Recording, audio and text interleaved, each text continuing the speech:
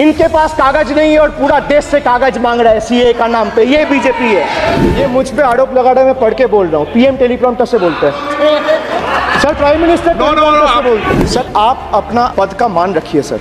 उनको उठ के बोलिए माफी मांगेगा। Then I will continue my speech. No sir, you have to intervene. Sir, you are the speaker of this house. No sir, आपको continues करना है तो करिए। उनका नाम सदन के रिकॉर्ड से निकाल दिया है, नहीं करना है तो आप। इस वक्त प्रधानमंत्री नरेंद्र मोदी जी की डिग्री को लेकर दोस्तों विवाद छिड़ा हुआ है और किस तरह से भरे सदन के अंदर इस व्यक्ति ने, हम ये कह सकते हैं, पूरी तरह से धज्जियां उड़ा दी कि पहले सभी लोगों के कागज मांगे जा रहे थे और सभी से कहा जा रहा था अपने अपने कागज दिखाओ, लेकिन अब प्रधानमंत्री नरेंद्र मोदी जी की डिग्री मांगी जा रही है। तो क्या कुछ हो रहा है? हमारे साथ जो है सदन के अंदर का ये वीडियो है, तो वीडियो मैं आप लोगों के सामने रखने जा रहा हूँ। आप लोग इस वीडियो को जरा गौर से देखिएगा और सुनिएगा, फिर आखिर में मैं आपसे बात करूंगा। इनके पास कागज नहीं है और पूरा देश से कागज मांग रहा है सीए का नाम पे। ये बीजेपी है। ये मुझ पे आरोप लगा रहा है, मैं पढ़ के बोल रहा हूँ। पीएम टेलीप्रॉम्प्टर से बोलते हैं सर, प्राइम मिनिस्टर टेलीप्रॉम्प्टर से बोलते हैं सर। आप अपना पद का मान रखिए सर। उनको उठ के बोलिए माफी मांगेगा। Then I will continue my speech. No sir, you have to intervene. Sir, you are the speaker of this house.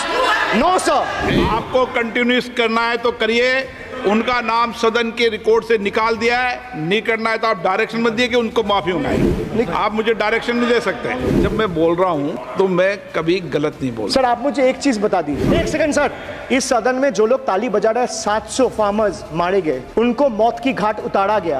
1 minute के लिए खड़ा होके उनके ऊपर श्रद्धांजलि दिया, ये आज ताली बजा रहे, इसीलिए ऐसा हाल है इनका।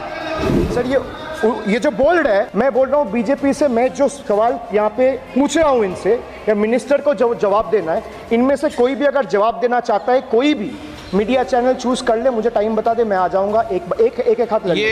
कोई 60 साल पहले जवाहरलाल नेहरू का बात करेगा, दूसरे नेताओं का बात करेगा, तब आप कुछ नहीं बोलेंगे। मैं 5 साल पहले का डिमोनेटाइजेशन का बात करूंगा तो आप कहेंगे भाई वर्तमान इशू पे बोलिए। सर, ये पक्षपात नहीं चलेगा सर। बजट पे मैं बजट पे ही बोल रहा हूँ। जब विप्लव देव बोल रहा था तब 100 साल पुराना बात कर रहा था, 50 साल पुराने इमरजेंसी का बात कर रहा था, तब आप चुप थे। और अब मैं डिमोनेटाइजेशन का बात कर रहा हूँ, आपको चुप रहे। वाह वाह सर, वाह। बोलिए अपनी बात पे। And this is the tragedy.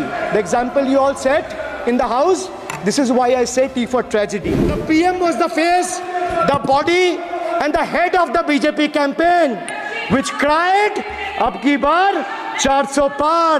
And what is the result of that audit? The result of the audit is BJP lost heavily in Bengal. They were stunned in Uttar Pradesh, shaken up in Maharashtra. Their slogan of जो राम को लाए हैं हम उनको लाएंगे backfired. I would rather say प्रभु राम आए तो न्याय आया। कुछ वक्त जरूर लगा लेकिन इंसाफ आया। BJP not only faced a humiliating defeat from the Ayodhya seat, but it also lost Badrinath in the last by-election. वक्त बदल गया है। देश में जनता मालिक है, कोई नेता मालिक नहीं है। The people of Bengal and the people of my constituency elected me 3rd time with a margin of 7,10,000 votes, setting an example for Narendra Modi, Amit Shah and the minions of BJP and the rest of the country to see. This is the people's power. एक second sir, इस सदन में जो लोग ताली बजा रहे हैं, 700 फार्मर्स मारे गए, उनको मौत की घाट उतारा गया। सर, 1 मिनट, एक आदमी ने एक मिनट के लिए खड़ा होके उनके ऊपर श्रद्धांजलि दिया, ये आज ताली बजा रहे, इसीलिए ऐसा हाल है इनका। और सर 700 लोग मारे गए, ट्रेजिकली ओवर। क्या 700 farmers died. 700 farmers died. What did you do? बताइए किस तरह से बोलना चाहिए, साफ सुथरा, clear cut, You people have blood on your hands. सीधे तौर पर सदन के अंदर जिस तरह से ये बंदा बोल रहा है। In 2020, sir, this contentious farm bills were passed without any consultation with the opposition parties or farmers' organization. Sir, these bills Sir, these bills sparked massive protests as farmers. Sir मैं एक बात स्पष्ट कर देता हूँ, एक चीज सर, ये जो बोल रहा है, मैं बोल रहा हूँ बीजेपी से, मैं जो सवाल यहाँ पे पूछ रहा हूँ इनसे, या मिनिस्टर को जवाब देना है, इनमें से कोई भी अगर जवाब देना चाहता है, कोई भी मीडिया चैनल चूज कर ले, मुझे टाइम बता दे, मैं आ जाऊंगा, एक हाथ लग मैं कह रहा हूं सर, इनका दम है, इनका सीने में दम है, आप अपनी बात कहिए, और अगर हिम्मत है तो ये आप चुनौती मत दीजिए, आप अपनी बात कीजिए। I am challenging them to come, चुनौती मत दीजिए सदन come में, and debate with me. ये बार चुनौती देना, या चुनौती सदन में नहीं। Sir, harsh measures such as barbed wires, cement boulders and iron spikes were deployed on the roads to block farmers from entering the capital. This reveals the true face of this fascist government. Sir, demonetization. In November 2016, the union government demonetized 500 rupees and 1000 rupees currency notes. Ostensibly, क्या? You don't know that the demonetization was done in 2016. Sir, this government demonetized 500 rupees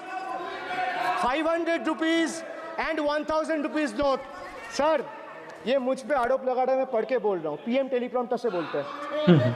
sir, Modi ji teleprompter से बोलते हैं। बेटा तो मैं पढ़ के ही बोलूंगा सर। अपना नेता को जाके ज्ञान दो। अरे अपना नेता को जाके ज्ञान दो। चर्चा मत करो, आप अपनी बात कीजिए। आप अपनी बात कीजिए। Sir, demonetization was brought to combat black money. It was brought to combat corruption. It was brought to combat terrorism.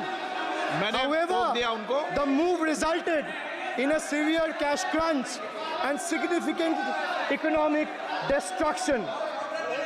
Despite promises to eliminate black money, over 99% of the invalidated currency returned to the banking system, indicating the sheer failure of this initiative. So shockingly, counterfeit notes increased by 10.7% in 22, with fake 500 rupees note rising to 101.93% and 2000 rupees note by 54%. Sadly, 130 fellow Indians lost their lives due to heat and the strain of standing in long queues, falling victim to this eccentric decision. That's why we say E for eccentric. Now I come to the last letter. Sir, T. T for tragedy. माननीय सदस्य, T for tragedy. माननीय सदस्य, आप वर्तमान budget पे बोले 2016 के बाद तो 2019 नहीं। सर मैं जवाहरलाल नेहरू का बात तो लोग बोलेगा। सर जवाहरलाल नेहरू का बात तो लोग बोलेगा। कोई 60